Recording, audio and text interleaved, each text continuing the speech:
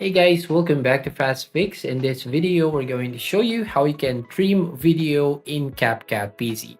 So I have two ways here on how you can trim your video. So the first one here is by going to drag this one here at the end of your video. And if you're going to drag it to the left, as you can see, your video is now trimmed into 6 seconds. And also, not only at the end of the video, you can also drag it from the start of the video. So like this, for example, if you go back, so like that, so we have just trimmed this video into 9 seconds. So that's the first way.